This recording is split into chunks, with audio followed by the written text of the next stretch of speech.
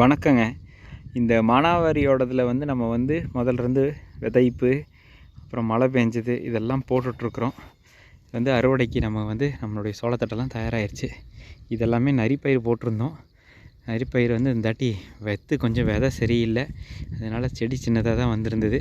அதையும் கடைசிக்கு மான் உள்ளே போயிங்க ஏகதேசத்துக்கு மான் தான் சாப்பிட்ருச்சு. கொஞ்சம் தான் நரிப்பயிர் கிடச்சிது நம்ம கைக்கு. அது ஆட்டுக்கு எடுத்து போட்டு வச்சுருக்குறோம். அந்த குட்டை இந்த குட்டை சோளம் கொஞ்சம் பரவாயில்ல. அந்த பக்கம் இருக்கிற குட்டையை அறுத்தாச்சு. இது ஒரு குட்டை இன்னும் அறுக்கல. இந்த குட்டையெல்லாம் அறுத்தாச்சுங்க. இதை அறுத்து மழை வர சமயம் இந்த தாட்டி வந்து பார்த்திங்க அப்படின்னா அந்த காற்றழுத்த தாழ்வு மண்டலம் இருந்தனால கொண்டு போய் பாறை மேலே குச்சி கட்டி வச்சுருக்குறோம். நான் கீழே கொஞ்சம் இருந்தால் கரையாக நேரும், கொஞ்சம் ஓரமாக போட்டுடலாம் அப்படின்னு அறுத்துவிட்டு முடித்ததுனால அறுத்துவிட்டு முடித்த இடம் எல்லாமே ஆடு இப்போ வந்து மேய்ஞ்சிக்கிட்டு இருக்குதுங்க. இதுக்கு அடுத்தது வந்து தட்டை அரிக்கிறது முறையெல்லாம் என்ன ஏதுன்றது பார்க்கலாம். பயிரெலாம் ஓரளவுக்கு வந்திருக்குது. இந்த நேர் வந்து கொஞ்சம் புழக்கமாக தான் இருக்குது. இது எப்படி அரிக்கிறோம், இது கடைசி அரிக்கிறது எப்படி அப்படின்னு நம்ம ஷார்ட்ஸில் கூட போட்டிருந்தோம். தட்டை வந்து கருக்கருவால் வச்சு அறுத்தோம்னா அறுக்கிறது, அதே இப்படி பிடுங்கினோம், இப்படி வேரோட சேர்த்து இப்படி பிடுங்கினோம்னா அதுக்கு பேர் வந்து பார்த்திங்கன்னா அரிக்கிறதுன்னு சொல்லுவாங்க. இந்த அரிக்கிறது அப்படின்னு சொல்கிறது வந்து எல்லா காட்டுக்குமே வந்து ஒத்து வராது, மானாவாரியில் ஒத்து வரும். ஏன் அப்படின்னு பார்த்தீங்கன்னா மண் பாருங்க, மண் பாருங்க, இந்த அளவுக்கு தான் மண் இருக்கும். இப்படி இருந்ததுன்னா அரிச்சிக்கலாம். இதுதான் வந்து தட்டை அரிக்கிறதுன்னு சொல்லுவாங்க. இது வந்து இந்த நுனி இருக்கு இல்லைங்களா, இந்த கருக்கருவாலோட நுனி, இந்த இடம் வந்து சீக்கிரம் அறுக்கும். சரக்குன்னு அறுக்கணும்னா இந்த இடத்த வச்சு அறுக்கணும். இதே இந்த நுனியை வச்சு நீங்கள் வந்து இழுக்கிறீங்க அப்படிங்கும்போது அது பிடுங்கிட்டு தான் வரும். அப்போது கீழேருந்து இழுக்கிறோம் அப்படிங்கும்போது நம்மளுடைய ஆற்றல் கம்மியாக தான் செலவாகும். இப்போ பாருங்கள், இதுவும் நமக்கு பிடுங்கிட்டு தான் வருது பாருங்க.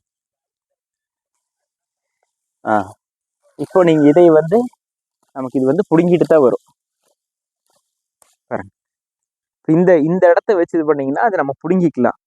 அப்போது இந்த இடத்துக்கு நம்ம பிடுங்கும்போது நமக்கு இது ஒரு தட்டு மண்ணை வந்து ஒரு தட்டு தட்டிக்கலாம். ஏன்னா மண்ணோட்டம் இருந்ததுன்னா மாடு அந்த வேர்க்கட்டையை வந்து சாப்பிட்றதுக்கு யோசிக்கும். என்ன ஒரே ஒரு விஷயம் என்ன அப்படின்னா, நம்மாழ்வார் ஐயா ஒன்று சொல்லியிருப்பாரு, நுனி வீட்டுக்கு நடு மாட்டுக்கு அடி காட்டுக்குன்னு. இது காட்டுக்கும் ஒன்றும் இருக்காது. ஆனால் வந்து மாடு திங்கிற சாணியும் நம்மளும் முடிஞ்சால் வந்து நம்மளுடைய உரத்தையும் இங்கேயே கொடுக்குறோம் அப்படிங்கும்போது அது ஏதோ கொஞ்சம் சமப்படுத்தலாமா என்னமோ பாருங்க. இந்த குட்டையிலெல்லாம் வந்து பார்த்தீங்க அப்படின்னா நம்ம வருஷத்துக்கு மேலே தட்டு இருக்குது. இதே மாதிரி ஏகத்துக்கும் தட்டு இருந்தது அப்படின்னா நமக்கு நல்ல விளைச்சல் அப்படின்னு சொல்லலாம். இன்னும் ஒரு மழை கரெக்டாக வந்து ஒரு ஒரு ஒரு 1.5 மாதம் 1 மாதத்துக்கு முன்னாடி ஒரு மழை நல்ல மழை நமக்கு கிடச்சிருந்தது அப்படின்னா எல்லாமே ஒரே அளவுக்காக சீர்க்காக வந்திருக்கும். இந்த இதில் நமக்கு பழகினது என்ன அப்படின்னா, இன்னும் கொஞ்சம் கூட அடம்பாக விதைக்கலாமா, இன்னும் கூட ஒரு 10 கிலோ விதை சோளம் சேர்த்து போடலாமா அப்படின்னு பார்த்தோம். ஒன்று. ரெண்டாவது, இப்போ ஒடிப்பொழிவாளர் வந்ததுனால தட்டை அறுக்கும் பொழுது கருக்கை எப்படி பிடிக்கணும், எப்படி வந்து அங்கே இது பண்ணணும் அப்படின்னு பார்த்துக்கிட்டோம் அப்படின்னா நம்ம வந்து பாதுகாப்பாக தட்டை அரிக்கிறது எப்படின்னு தெரிஞ்சுக்கலாம் அப்படின்னு பாருங்கள். இந்த ஓரமெல்லாம் நடந்து போகிறதுக்காக அறுத்துருந்தோம். அதெல்லாம் இப்போ ஒரு மழை பெஞ்சுது. இந்த இப்போது காற்றழுத்த தாழ்வு மண்டலம் வந்து பார்த்திங்கன்னா அப்போ ஒரு மழை பெஞ்சுது, அதுக்கெல்லாம் கலைஞ்சிருச்சு பாருங்கள். இது இப்படியே விட்டால் 2ஆம் கட்ட தலையுதுன்னு சொல்லுவாங்க. 2ஆம் கட்ட தேவைன்னா விடலாம், இல்லைன்னா நம்ம விட்டு பார்த்துக்கலாம். வாங்க அப்படியே வாங்க. இப்போ எப்படி வந்து கருக்கு பிடிக்கிறது, எப்படி அறுக்கிறதுன்னு நான் உங்களுக்கு காமிச்சிருக்கேன். இந்த இடத்துல இருக்கக்கூடிய கருக்கு தான் வந்து பார்த்திங்க அப்படின்னா நல்லா இருக்கிறது. இங்கே வந்து நான் சொன்ன மாதிரி பிடுங்கிறதுக்கு பயன்படுத்தணுன்னா இந்த மூலையில் இருக்கிறத பிடுங்கிறதுக்கு பயன்படுத்தணும். இது பெரிய கட்டையாக இருக்கணும்னா இங்கே பாருங்கள், இப்படி வச்சு ஒரு இழுப்பு, அவ்வளோதான். இப்படி வச்சு ஒரு இழுப்பு, இப்படி வச்சு ஒரு இழுப்பு, இப்படி வச்சு ஒரு இழுப்பு. இப்போ நீங்கள் எங்கே பிடிக்கிறீங்க, கை எங்கே பிடிக்கிறீங்க, கைக்கு வந்துடக்கூடாது. கருக்கு கைக்கு வராமல் வந்து கருக்கு வந்து கைக்கு வராமல் வச்சுக்கணும். பாருங்கள், இதெல்லாம் பெரிய கட்டை. ஒரு இழுப்பு, அவ்வளோதான். ஒரு இழுப்பு, ஒரு இழுப்பு, ஒரு இழுப்பு. போக போக வந்து பார்த்திங்க அப்படின்னா அப்படியே வந்துக்கிட்டே இருக்கும். இப்போ இது வந்து வெயிட்டு வந்து கொஞ்சம் அறுத்திங்கனாவே வெயிட்டு வர ஆரம்பிச்சிடும். இப்போ வெயிட் வந்தது அப்படின்னா உங்களுக்கு வந்து எடுத்து அரி எப்படி போடணுமோ அரி அதுக்கு மாதிரி போட்டுக்கலாம். விட்டுருங்க, அங்கே வெதவுக்குமே கம்மி. பாருங்கள், இப்போ பாருங்கள், பிடிக்கிறீங்க, கை மேலே, கை கொஞ்சம் மேலே, ரொம்ப கீழே வச்சிங்கன்னா கைக்கு வந்துடும். இந்த சுண்டு வரல தான் கொஞ்சம் கவனமாக பார்த்துக்கணும். சுண்டு வரல வந்து கையோட ஒட்டி வைங்க. கொஞ்சம் கீழே வச்சிங்க அப்படின்னா பாருங்கள், நமக்கு இந்த இடம் இந்த இருந்த தழும்பெல்லாமே அப்படி வந்தது தான். அப்போ இப்படி பிடிச்சி இப்போ பிடிக்கிறீங்க அப்படின்னா அவ்வளோதான். பாருங்கள், இப்போ இப்படி நம்ம வச்சு பழகுறீங்க. ஆரம்பிக்கும் போது இது பழகுறீங்க அப்படிங்கும் பொழுது இப்படி வச்சு நீங்கள் பழகிட்டீங்க அப்படின்னா நமக்கு கொஞ்சம் சௌரியமாக இருக்கும். பாருங்கள், தட்டை கொஞ்சம் மேலே பிடிச்சிக்கணும், சுண்டுதல் கீழே விடக்கூடாது. கருக்கு எப்பவுமே இப்படி பிடிச்சிங்கன்னா உங்களுக்கு மேலே வந்துடும். ரெண்டாவது, நீங்கள் அறுத்த கட்டை இருக்கு இல்லைங்களா, இந்த கட்டை ரொம்ப கூர்மையாக போச்சுன்னா தெரியாமல் இந்த காலில் இந்த ஓரமாக தான் பாருங்க, இந்த ஓரமாக குத்த ஆரம்பிச்சிடும். ஏறிடுச்சு அப்படின்னா அது மிகப்பெரிய இதுவாக இருக்கும். அப்போ முடிஞ்ச அளவுக்கு இப்படி மட்டமாக வைக்க பாருங்கள். மேலே பிடிங்க, அவ்வளோதான். மேலே பிடிங்க, 4 ஒட்டு காட்டுறீங்களா, மேலே பிடிங்க, மேலே அவ்வளோதான். பாருங்கள், அவ்வளோதான். அப்படியே பாருங்கள். இதே இந்த இடத்துக்கு நீங்கள் லோடை கொடுத்து அறுக்கிறது இந்த இடத்துக்கு வச்சிங்க அப்படின்னா கருக்கு வந்து இது புது கருக்கு அப்படிங்கிறதுனால தேயறதுக்கு முன்னாடி வந்து தேஞ்சிதுன்னா கூட அந்த இடத்துக்கு வரும். பெரும்பகுதி பெருங்கட்டையாக இருக்கிறீங்கன்னா இந்த இடத்துக்கு வந்து அறுக்கிறதுக்கான உங்களுடைய அழுத்தம் அங்கே தான் கொடுக்கணும். அப்போ சுலபமாக அதை அறுத்துக்கலாம். பாருங்கள்,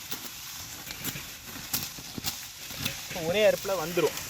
ரெண்டாவது விஷயம் வந்து அப்படி கொஞ்சம் பக்கத்தில் தாங்க, இந்த கட்டை வந்து பெரும்பகுதி கூர்மையாக இல்லை. இதை வச்சு முதிக்கிறீங்க அப்படின்னாலும் பெருசாக குத்தாது. அதே நீங்கள் வந்து இப்படி மேலே தூக்கி வச்சு அறுத்துட்டீங்கன்னு வைங்களேன், பாருங்கள் இது கூர்மையாக வருதுங்களா.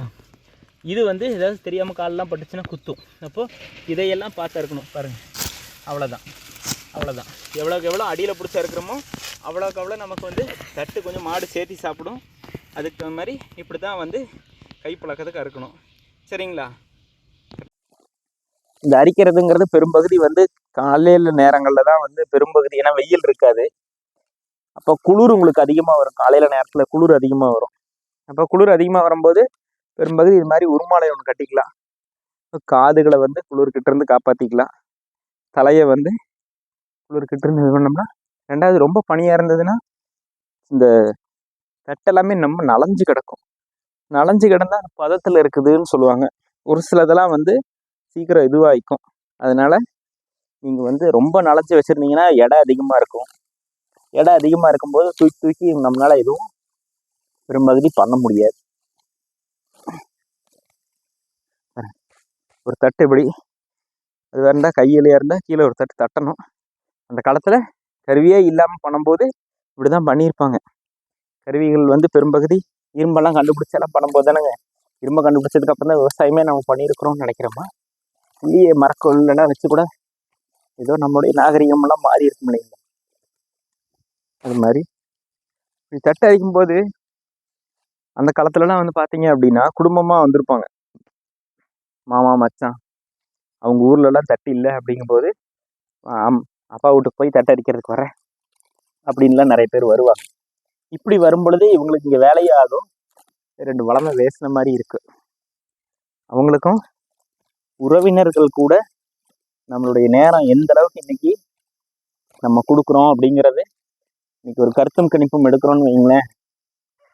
நம்ம வாழ்நாளில் உறவினர்கள் கூட எந்த அளவுக்கு வந்து நேரம் கொடுக்குறோம் அப்படின்னு பெரும்பகுதி இல்லை. பெரும்பகுதி சமூக வலைதளங்கள்லேயே நம்மளுடைய நேரம் வந்து செலவாகிடுது. ஒரு நாளைக்கு 1 மணி நேரம் 2 மணி நேரம் சமூக வலைதளங்களில் செலவாகுது.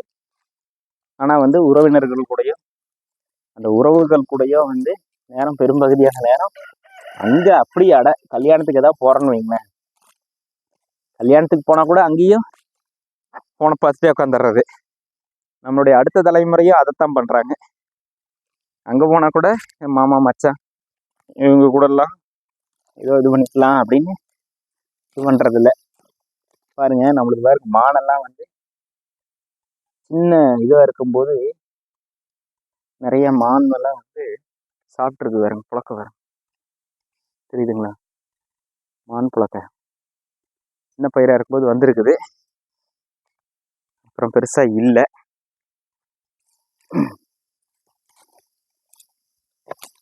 இது கட்டை அடிக்கிறதுங்கிறது அதே மாதிரி கொஞ்சம் கவனமாக அடிக்கணும். ஏன் அப்படின்னா தட்டு ஒழுங்காக நீங்கள் பிடிக்கலன்னு வைங்களேன், கையை கிழிச்சிடும். கருக்கும் அதே மாதிரி தான். கருக்கு அறுத்தறுத்து பழக்கம் இருந்தால் இந்த கருக்கு வந்து கீழ் நோக்கி வச்சு அறுத்தீங்க அப்படின்னா உங்கள் கைக்கு வராது. நம்மளுடைய காணொலியிலேயே நம்ம கையை அறுத்து ஒரு தாட்டி கருக்கருவால் அறுத்து வால்நீர் வச்சு இது பண்ண ஒரு காணொலி இருக்கும். ஏதாவதுன்னா போய் பாருங்கள். கருக்கருவால் வந்து அதே மாதிரி கருக்கருவால்ங்கிறது சோத்தாங்கைக்கு ஒன்றும் இந்த கைக்கு ஒன்றும் மாற்றி மாற்றி கருக்கருவால் இருக்குது. இப்போ பெரும்பகுதி எல்லாமே இந்த கை கருக்கருவால் தான் வருது. இந்த கை நீங்கள் அறுக்குறீங்கன்னா அதுக்கான கருக்கருவாலை சரியான கருவியை நம்ம வந்து தேர்ந்தெடுக்கணும். ஏன் அப்படின்னா இல்லைன்னா கருக்கருவால் வந்து கைக்கு வரும். அப்போது கருக்கருவால் கைக்கு வராமல் பார்க்கணும் அப்படின்னா நம்ம சரியான கருவியை பயன்படுத்தினோம்னா வேலை இன்னும் கொஞ்சம் சுலபமாக இருக்கும்.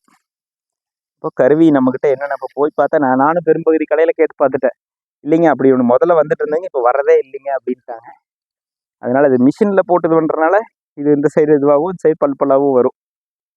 அதே அந்த காலத்துலலாம் வந்து பார்த்தீங்கன்னா வெட்டுறது தான்.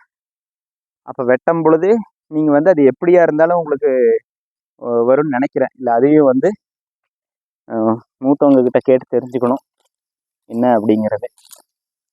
இந்த உறவினர்கள் கூட பேச ஆரம்பிச்சு வந்து பார்த்தீங்கன்னா நான் எங்கேயோ போயிடுச்சு பாருங்க. இப்போ அந்த உறவினர்கள் கூட வந்தாங்கன்னா ஏதோ அவங்க அம்மா வீட்டுக்கு வந்து இருந்த மாதிரி இருக்கும். எனக்கு தெரிஞ்சு அப்பா வந்து அப்போவே வந்து தொடர் வண்டி இதில் வேலை செஞ்சுட்டு இருந்ததுனால இப்படி விடுமுறையெல்லாம் இருக்கும்போது வந்து அப்பா வந்து தட்டடிக்கிறதுக்கே ஒரு 4 நாள் 5 நாள் விடுப்பு போட்டு வந்து இந்த மாதிரி அத்தை வீட்டிலலாம் அரைச்சிருக்கிறத வந்து நிறையா சொல்லியிருக்கிறார். அப்பாலாம் சொல்லியிருக்காரு நிறையா. பாருங்க இந்த இடத்துல சோளம் கொஞ்சம் புழக்கமாக போச்சு. அது 2வது இன்னொரு மழை நமக்கு கிடச்சிருந்தா இந்த தட்டும் நமக்கு வந்து ரொம்ப அருமையான தட்டாக வந்திருக்கும். பரவாயில்ல, இயற்கை நமக்கு இது வரைக்கும் ஒரு கொடை கொடுத்துருக்காங்க. வந்திருக்கிறதுக்கு நமக்கான பலன் இருக்கிற பலனை அனுபவிச்சுக்குவோம். அடுத்த முறை வந்து பார்த்தீங்க அப்படின்னா கண்டிப்பாக இயற்கை இதை விட நமக்கு நல்லதாக பண்ணுவாங்க. நம்மளும் பட்டம் பார்த்து நிறைய பக்கம் எல்லாம் பட்டம் பார்த்து பண்ணணும். இந்த இதில் இன்னொரு கருத்து நான் வந்து சொல்கிறது என்னென்னா, புதுசாக நம்ம வரும்போது அந்த காலத்தினுடைய அனுபவங்கள் நமக்கு வேணும். அப்போது உள்ளூர்காரவங்க கிட்ட இருந்து அந்த அனுபவம்லாம் எடுத்துக்கலாம். உள்ளூரில் பெரியவங்க தாத்தா பாட்டி அம்மாயி அப்பச்சி இது மாதிரி இருக்கவங்க கிட்டலாம் என்ன ஏது அப்படின்னு அவங்கக்கிட்ட எடுத்து கேட்டு தெரிஞ்சுக்கலாம். அப்போ தெரிஞ்சுக்கும் பொழுது வந்து பார்த்தீங்க அப்படின்னா எதுக்காக நான் இதை சொல்ல வரேன் அப்படின்னா, நம்ம வந்து ஒரு மழைக்கு முன்னாடியே ஒரு மழை பெஞ்சோடனே போட்டுட்டோம். இன்றைக்கி இருக்கக்கூடிய சூழ்நிலையில் பருவமழை அப்படிங்கிறது நம்ம வந்து நம்ப முடியறதில்ல. பருவத்துக்கு தான் மழை பெய்யுதா அப்படின்னு நமக்கு தெரிய மாட்டேங்குது. அன்னைக்கு ஒரு நாள் காணொலியில் பார்க்கும்போது நம்மால் வரையா 970கள்லேயே இனி வந்து நமக்கு பருவமழையெல்லாம் இல்லை, காற்றழுத்த தாழ்வு மண்டலம், அதாவது புயல்னால வர்ற மழை மட்டும்தான் வந்து பெரும்பகுதி நமக்கு வரப்போகுது, அதை வச்சுதான் அப்படின்னு. நீங்கள் பருவமழை இருந்தால் இந்த பருவத்துக்கு நம்ம பயிர் பண்ணலாம் அப்படின்னு நமக்கு தெரிஞ்சிருக்கும். நம்ம வந்து இயற்கையுடைய சூழலை ஏதோ ஒரு இடத்துல வந்து குறுக்காட்டி இருக்கிறோம். அதையெல்லாம் என்ன ஏதுன்னு பார்த்து கொஞ்சம் கொஞ்சமாக அதெல்லாம் இது பண்ணணும் அப்படின்னா நமக்கு அது இதுவாகும். ஏன்னா இந்த பருவமழையை சொல்கிறேன் அப்படின்னா, நம்ம ஒரு மழைக்கு முன்னாடியே போட்டோம், நமக்கு ஓரளவுக்கு செட் ஆகிருக்குது. இதே ஒரு சிலவங்க மண்ணெல்லாம் வந்து பார்த்தீங்க அப்படின்னா ஒரு மழைக்கு பின்னாடி போட்டவங்களுக்கு தட்டு இதுவே இல்லை, தட்டு இவ்வளோ தான் நிற்கிது. அரிக்கிற கூலியும் பார்த்தீங்க அப்படின்னா இன்றைக்கி பெரும்பகுதி வெளியிலிருந்தான் வர்றாங்க. ஏக்கராவுக்கு 10,000 ரூபா கேட்குறாங்க அரிக்கிறதுக்கு. ஏக்கராவுக்கு 10,000 ரூபா. விதை சோளம் பார்த்தீங்க அப்படின்னா இன்றைக்கி சின்ன விலை சோளம் எடுக்கிறீங்க அப்படின்னா நம்ம வந்து 45 கிலோ விதைச்சோம். கிலோ வந்து நம்ம வாங்கும் பொழுது 90 ரூபாய்க்கு பக்கம் இருந்தது. 45 100 கணக்கு போடுறதுக்கு ஃபஸ்ட்டு சரி 4,000 ரூபான்னு வச்சுக்கோங்க. அது ஒரு 4,000 உழவு கூலி அரிக்கிறது. அடுத்து இதை அரித்து முடித்ததுக்கப்புறம் இதை கொண்டு போய் தட்டுப்போர் போடுறது. இது எல்லாத்துக்கும் கூலி பார்த்தீங்க அப்படின்னா நமக்கு என்ன மிச்சமாகுது அப்படிங்கிறது, விவசாயி கூலி போட்டானா அவனுக்கு என்ன மிச்சமாகுதுன்னு. அப்போ நம்ம விவசாயத்தில் மிச்சம் பண்ணணும் அப்படின்னா நம்மளுடைய உடல் உழைப்பு எந்த அளவுக்கு இருக்கோ அது நமக்கு மிச்சம். அடுத்த விஷயம் வந்து உடல் உழைப்புன்னு சொன்ன உடனேயும் நம்மளுடைய முதல் காணொலியில் சொல்லியிருப்போம். இன்றைக்கி வந்து சம்பாதிக்கிறதுக்கெல்லாம் நம்ம நிறைய இடத்துக்கு போகிறோம், எல்லாம் நல்லா சம்பாதிக்கிறோம். ஆனால் சம்பாரித்து முடிச்சுட்டு அங்கே உடல் உழைப்பில் உட்காந்தே வேலை செய்யக்கூடிய ஒரு சூழ்நிலை நிறையா வந்துடுது. அப்புறம் சம்பாரிச்சதில் ஒரு சின்ன ஒரு தொகையை வந்து இன்றைக்கி உடற்பயிற்சி கூடத்துக்கு ஜிம்முன்னு சொல்லுவோம் இல்லைங்களா, ஜிம்முக்கு கொண்டு போய் கொடுத்து அங்கே நம்ம வந்து நம்மளுடைய உடல் உழைப்புக்காக போடுறோம். ஆனால் இந்த வேளாண்மை அப்படிங்கிறது வாழ்வியல். உங்கள் குடும்பத்துக்குள்ள உங்களுக்கு நேரம் கிடைக்கும். இப்போ எங்கள் சோளத்திட்ட இருக்கும்போது குடும்பம் எல்லாமே சேர்ந்து உட்காந்து அறுத்துட்ருக்குறோம். குடும்பத்துக்கூட பேசுகிறதுக்கான நேரம் எல்லாம் நிறைய கிடைக்கும். இது இன்னைக்கு வெளி மாநிலங்கள்லேயோ வெளிநாடுகள்லேயோ வேலை செய்கிறவங்களுக்கு வந்து குடும்பத்துக்குள்ளே எந்த அளவுக்கு இருக்கக்கூடிய நேரம் அலைபேசி மட்டும்தான் அவங்களுடைய தொடர்பு, வேறு எதுலேயுமே அவங்களுக்கான தொடர்பு கிடையாது. இது வந்து நமக்கு புரிகிற மாதிரி சொல்லணும் அப்படின்னா ஒரு பேக்கேஜ் காம்போ. இதில் உடல் உழைப்பு இருக்குது, நல்ல உணவு இருக்குது, நமக்கு நல்ல காற்றுங்க. இன்னைக்கு வந்து பஞ்சபூதத்தில் 2 பூதத்தை எந்த அளவுக்கு நம்ம வந்து 2 இல்லை 3 பூதத்தையும் நம்மளுடைய அதை பற்றி நம்ம கட்டுப்பாடுன்னு சொல்கிறது தப்பு. மழையோ இல்லை வந்து பார்த்தீங்க அப்படின்னா வெயிலோ, இதையெல்லாம் வந்து எப்போ வரும் என்னென்னு நம்ம முன்னோர்கள் கணிச்சு வச்சுருந்தாங்க. அந்த ஒரு கணிப்பு இப்போ இல்லாமல் போச்சு. பாருங்கள், இது தட்டு கொஞ்சம் பெருசாக இருக்குது, இது கொஞ்சம் சின்னதாக இருக்குது. இது போடும்போது நீட்டிகிட்டு இருக்கும். அப்போ பக்கத்தில் பெருசாக இருக்கிறனால அதில் அங்கே போட்டோம் அப்படின்னா அது கொஞ்சம் கட்டும் போது நல்லாயிருக்கும். விவசாயி அவங்களுடைய வேலையை செய்கிறான், அவங்களுக்கு நல்ல ஒரு ஆரோக்கியம் கிடைக்குது, பெருசாக சேர்த்து வச்சுருக்கான், சம்பாதிக்கிறான் அப்படிங்கிறது இருக்கா இல்லையான்னு எனக்கு தெரில. ஏன் நான் இதை சொல்ல வரேன்னா, நேற்று வந்துங்க இந்த அலைபேசிக்கு கீழே இருந்து அந்த டிஸ்பிளே போயிடுச்சு. இந்த டிஸ்பிளே மாற்றுறதுக்காக போனேன். நீங்கள் அந்த டிஸ்பிளே வந்து பார்த்தீங்கன்னா 2600 ரூபாய்ங்கிறாங்க. இதே நல்ல இது போடணுன்னா 3000 ரூபாய்ங்கிறாங்க. 3000 ரூபாயிலிருந்து 100 ரூபா கம்மி பண்ண மாட்டேங்கிறாங்க. ஆனால் விவசாய பொருள் வந்து இன்னைக்கு அப்படியா அப்படின்னா, அந்த அளவுக்கு போகுதா அப்படின்னா, எனக்கு அந்த இடத்துல கொஞ்சம் வருத்தமாக தான் இருந்தது. இவ்வளவு பண்ணி மக்களுக்கு சாப்பாடு போடுறவங்கன்னு சொல்லி எல்லாம் பண்ணுறோம், அவங்களுக்கு அதுக்கான கூலி கிடைக்குதா? இப்போ பாருங்க, இப்போ உழவு கூலி நம்ம கணக்கு போட்டு பார்த்தோம். நமக்கான உழவு கூலியெல்லாம் கணக்கு போட்டு பார்த்து எல்லாம் பண்ணிங்கன்னா, மாடு இன்னைக்கு சரி இதெல்லாம் பண்ணி மாட்டுக்கு பால் கறந்து மாட்டை விற்கிறீங்க, மாட்டு பால் விற்கிறீங்கன்னு வை, நமக்கு என்ன கட்டுப்படி ஆகும்? அவங்களுக்கு வந்து 2600 ரூபாய்ங்கிறாங்க. என் கணிப்புக்கு இன்னைக்கு அது எல்லாமே வந்து பார்த்தீங்க அப்படின்னா, அந்த சாதனமெல்லாம் செறிவெட்டு லாபங்கிறது குறைஞ்சபட்சம், அதுலேயே பல மடங்கு லாபம் வச்சுருப்பாங்க. அட 100 ரூபா கம்மி பண்ணால் அண்ணா முதலாளி என் சம்பளத்தில் பிடிச்சிக்குவாங்கண்ணாங்கிறான் பையன். என்னங்க அந்த அளவுக்கு போகுது. ஆனால் முதலாளி வந்து பார்த்தீங்க அப்படின்னா, முதலாளிக்கு இருந்தார், கழுத்தில் ஒரு 2 தங்கச்சங்கிலி ஓட்டிருந்தாரு. என்னங்க கையில் வந்து அங்கே ஒரு 2 சங்கிலி போட்டிருக்கிறாரு. சரி என்னடா உலகம், அவ்வளோதான் உலகமா அப்படின்னு நம்ம நினைக்கும் பொழுது நம்ம மனசில் படுற ஆறுதல் என்ன அப்படின்னா, முதலாளி கொஞ்சம் தொப்பையும் தொந்தியுமா இருந்தாங்க. நமக்கும் தொப்பை இருக்கான்னு கேட்டால், இந்த சோளம் இருக்கிறது குனிஞ்சு நிமிந்து வேலை செய்யும் போது நமக்கு அந்த நீங்கள் இந்த ஆப்ஸுக்கு செய்கிற எக்ஸசைஸில் என்ன பலன் வருதோ அதே பலன் இங்கே கிடைக்கும் உங்களுக்கு. அவ்வளவு குனிஞ்சு நிமிந்து அவ்வளவு பலன் அதில் வருதுங்க. பாருங்க, இது கொஞ்சம் நீளமாக இருக்குது, நீளமாக இருக்கிறத இந்த பக்கம் நீளத்தட்டில் போட்டு விட்டுக்கலாம், இது பிடிக்கிறதுக்கு சௌகரியமாக இருக்கு. சரிங்களா? இங்கே குனிஞ்சு நிமிந்து நிம்மிறீங்க அப்படிங்கும்போது அடுத்தது அப்புறம் புதுசாக நீங்கள் அறுக்கும் பொழுது இந்த மணிக்கட்டு இருக்கு இல்லைங்களா, இந்த மணிக்கட்டு ஆட்டி எடுத்தோடனையும் முதல் தட்டியெல்லாம் வேலை செய்கிறீங்கன்னா இவ்வளோ தூரம் வேலை செய்யாது.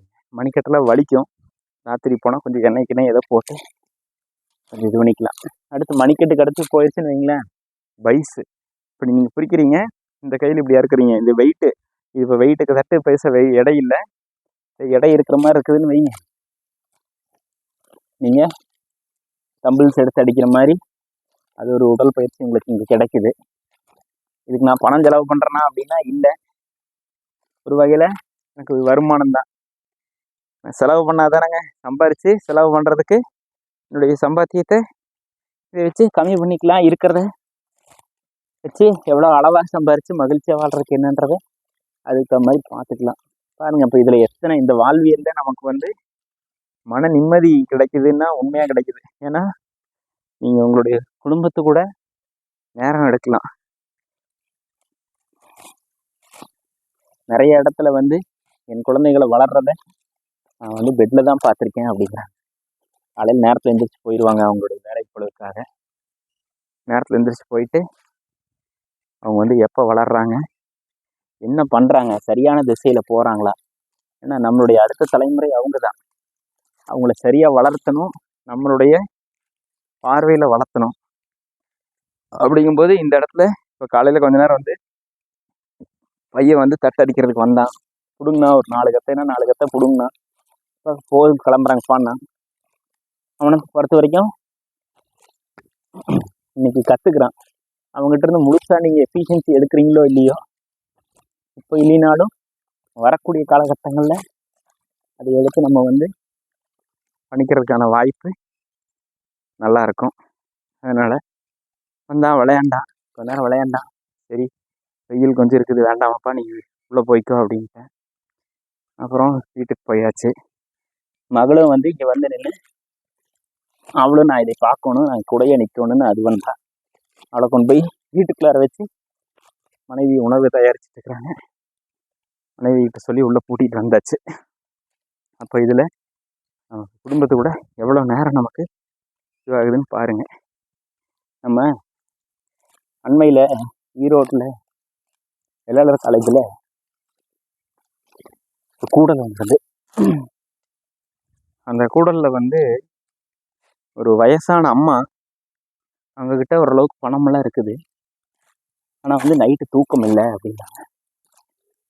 அப்போ தூக்கம் இல்லைன்னு சொல்லும்போது அதில் சேர்பர்சனாக உட்காந்துருந்தவர் நம்மளுடைய நண்பர் கார்த்தின்னு ஒருத்தர். அவர் சொன்னாரம்மா, நீங்கள் வந்து நிம்மதியான தூக்கம் உங்களுக்கு கிடைக்குதுல்ல, அதான் இதில் வருமானம்னா. நம்ம என்ன பண்ணுறாங்க அப்படின்னா, 2 மகள்கள் கல்யாணமாகி போயிட்டாங்க. பேத்திகள் எல்லாமே வந்து பார்த்தீங்க அப்படின்னா வெளியூரில் இருக்கிறாங்க, இதே விடுமுறைக்கு வர்றாங்க.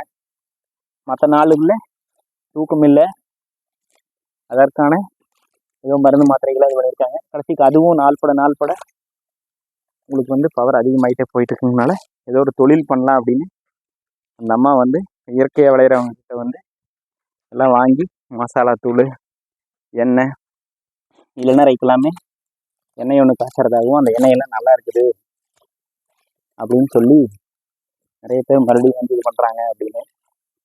நம்ம பக்கத்தில் தான் இருக்காங்க, செனிமலையில் தான் இருக்கிறாங்க. நம்ம எனக்கு மிளகாய் வந்து இயற்கையாக விளைவிச்சவங்ககிட்ட மிளகாய் இருந்தால் நான் வாங்கிக்கிறேன், விவசாயிக்கிட்ட நான் பேரமே பேச மாட்டேன், அவங்க சொல்கிற விலைக்கு வாங்கிக்கிறேன் அப்படின்னு. அப்படி என்னங்க விவசாயி பெருசாக பணத்தை கேட்குறாங்க, கோடியாக அடிச்சிட்டு போகணுன்னு கேட்குறாங்க. அவங்களுக்கான ஒரு இது வரணும்னா அது நேரடி விவசாயியாக இருந்தாங்கன்னு வைங்களேன், ஏதோ கொடுக்கலாம். நீங்கள் வியாபாரியாக இருந்தால் அதான் பாருங்கள், ஒரு மொபைல் டிஸ்பிளே மாற்றுறதுல 100 ரூபா கம்மி பண்ண மாட்டேங்கிறாங்க ஒரு வியாபாரி. அப்போ இதில் லாபம் இல்லாமையே அவ்வளோ இது பண்ணுறாங்க, கையிலையும் காலையும் அவ்வளோ போடுறாங்க.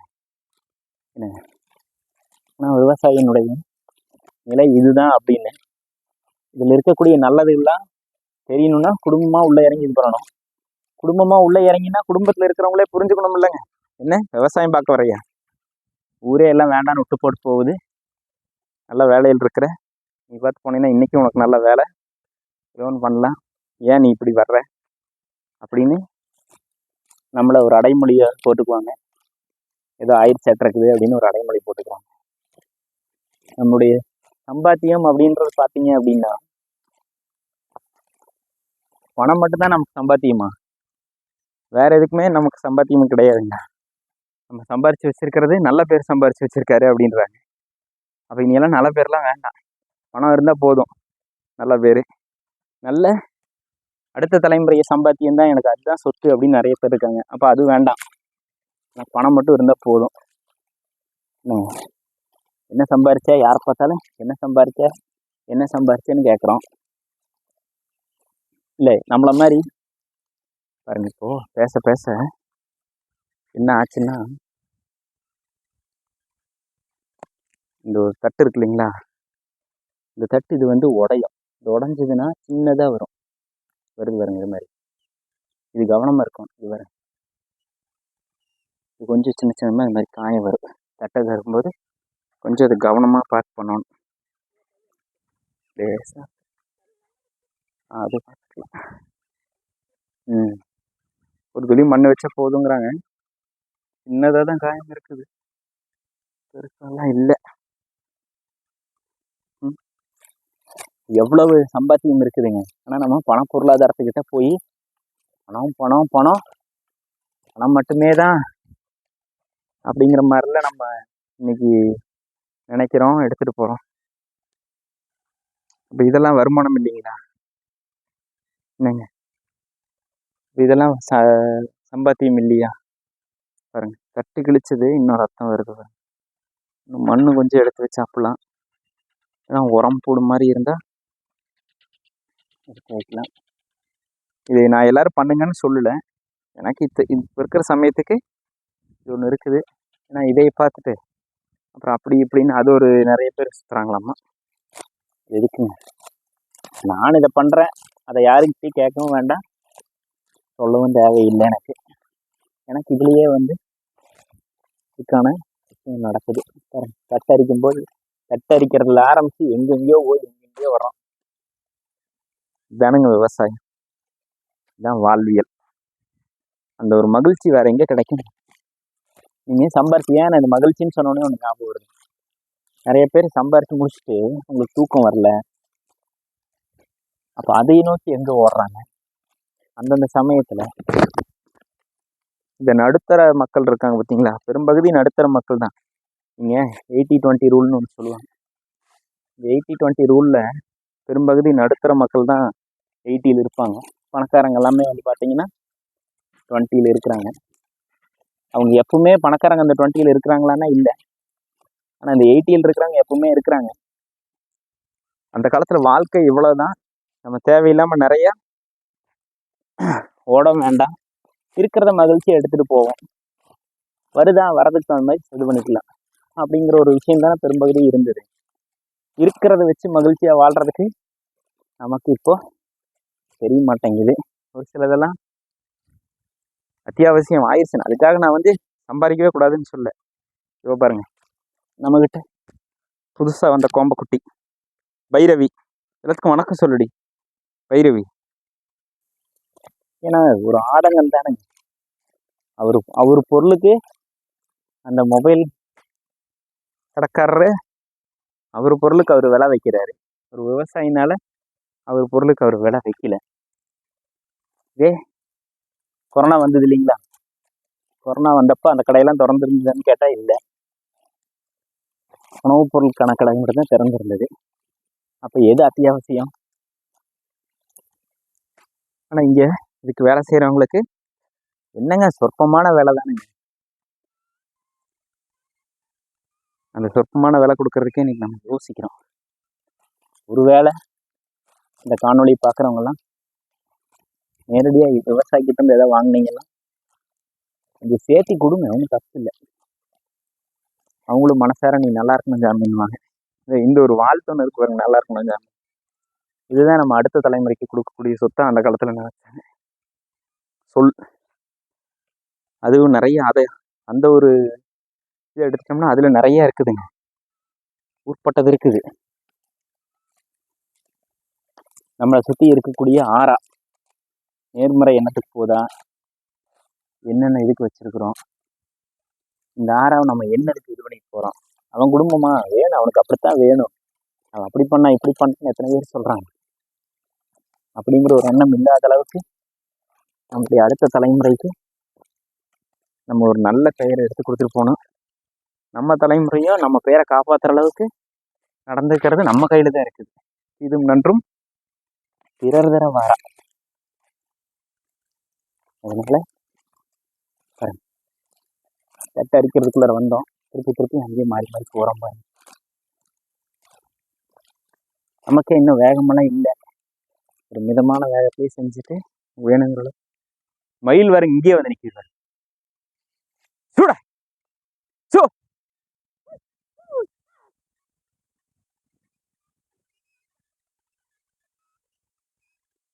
பாருங்க, மயில்னோடனே நம்மளுடைய பயிரவர்கள்லாம் அங்கங்கே தயாராகிட்டாங்க. இதுதான் சோளத்தட்டு அரிக்கிறதுங்க. இந்த காட்டிலும் இனி அடுத்த காடுகள்லாம் இன்னும் கொஞ்சம் நல்லா இருக்குது. நமக்கான மகசூல் இருந்து பரவாயில்ல பாருங்க. இதை காட்டிலும் இதெல்லாம் இனி 4 வருஷத்துக்கு மேலேயே இருக்குது. இந்த காட்டெல்லாம் கொஞ்சம் வெயில் இருக்கிறனால உங்களுக்கு சில் அவுட்டாக தெரியுது, இதெல்லாம் நிழல் படம் மாதிரி தெரியுது. இதுவும் ஓரளவுக்கு பரவாயில்லைங்க, இதுவும் 4 வருஷத்துக்கு பக்கமாக தான் இருக்குது. அதனால தட்டை அரிக்கிறதுங்கிறது இந்த புடுங்கிறதுன்னு சொல்லுவோம் பாருங்க, வேரோட சேர்ந்து வரும்.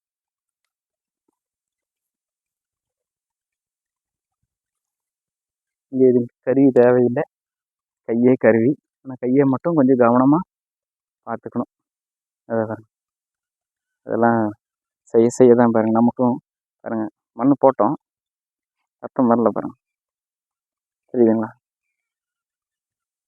அவ்வளோதான். மண் நம்மளுடைய தாய்மண், அதில் இருக்கக்கூடிய நுண்ணுயிர்கள் நல்ல நுண்ணுயிர்களாக தான் இருக்கணும் இங்கே இருக்கிறதெல்லாம். அதனால் அந்த நுண்ணுயிர்கள் நம்மளை தெளிவாக காப்பாற்றி எடுத்துகிட்டு வர்றாங்க. அப்படி தினமும் காலையில் கொஞ்சம் கொஞ்சமாக எடுத்துகிட்டு இருக்கோம். ஆனால் நம்மளுடைய கால்நடைகள் இருக்குது, அவங்களுடைய வேலை என்ன இருக்குது, அந்த வேலை எல்லாமே பார்க்க வேண்டிய ஒரு சூழ்நிலை. அதனால் தட்டை பொறுத்த வரைக்கும் தினமும் கொஞ்சம் கொஞ்சமாக தான் அறுத்துட்ருக்குறோம். பொங்கல் வேறு வந்துருச்சு, இந்த 2-3 நாளில் பொங்கல் வருது. அதனால் தட்டி தான் அறுக்கிறதுங்கிறது தண்ணி பாய்க்கிற காட்டில் அறுத்திங்கன்னா அறுத்து வரும். மண் கொஞ்சம் இறுகி இருக்கும். இங்கே வந்து மண்ணினுடைய பொலப்பொலப்பு தன்மை நல்லா இருக்கும். நீரும் வந்து குறைவான நீரில் நமக்கு இது தட்டு வர்றது. என் கணிப்புக்கு இதுக்கு ஒரு 1 2 3 மழை பெஞ்சிருக்குமாங்கம்மா.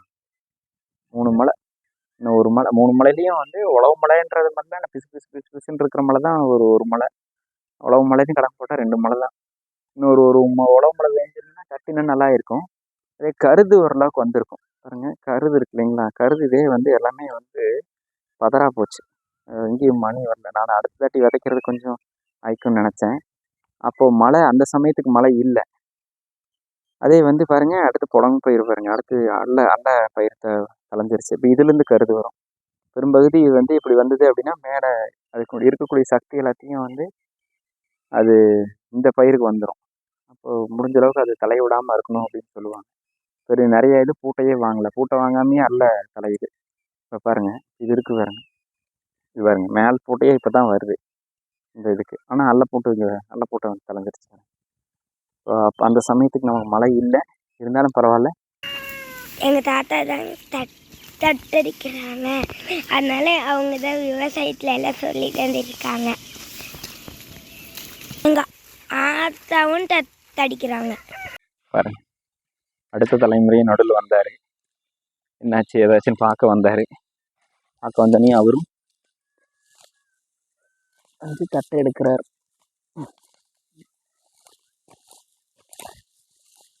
என்ன இருந்தே இது வரும்போது உடனே கற்றுக்கிட்டு இவ்வளோ ப்ரொடக்ஷன் வரணும் அப்படிங்கிறதெல்லாம் இல்லை. கற்றுக்க ஆரம்பித்தா மெதுவாக நாள் பட அவங்க அதை கற்றுக்குவாங்க.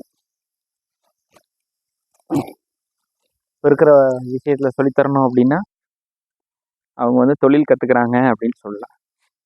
ஆனால் நம்மளுடைய மனசில் நம்ம என்ன நினைக்கிறோன்னா, அவங்க வாழ்க்கையை கற்றுக்குறாங்க, வாழ்கிறதுக்கு எப்படி வேணுமோ அதை பக்கத்துலேயே போட்டுக்கலாம் தான், அதை கற்றுக்குறாங்கன்றத உண்மை.